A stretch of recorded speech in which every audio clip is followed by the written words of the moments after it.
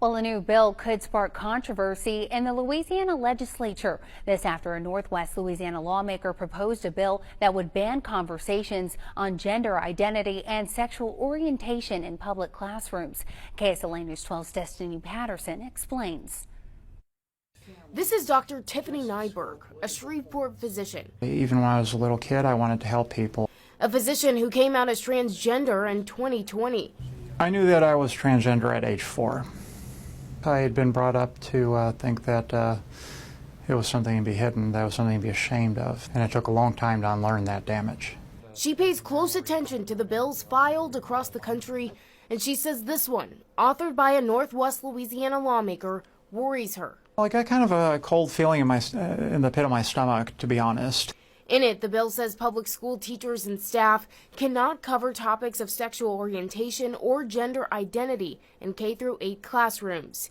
It goes on to say staff cannot discuss his own sexual orientation or gender identity with K-12 students. Provide protection for our children and to give our school boards a law to build a policy around.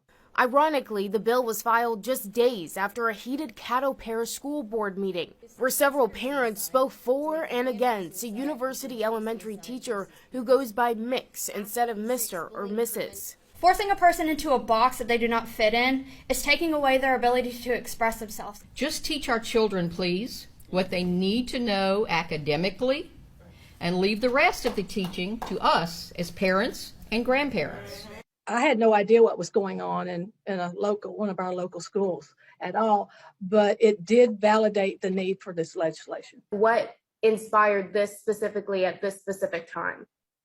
Because of the times that we live in, there's no need for any child to ever know the private life of their educator. Earlier this month, the Parental Rights and Education Bill in Florida, coined the Don't Say Gay bill by critics, made national headlines. Now it's up to the governor to decide if that bill will become law. You put a feeling of extreme isolation along with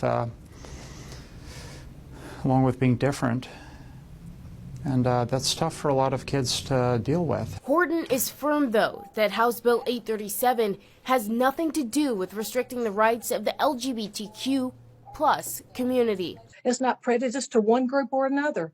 It just doesn't discuss it at all. For now, it's a waiting game for both supporters and opponents of that Louisiana bill.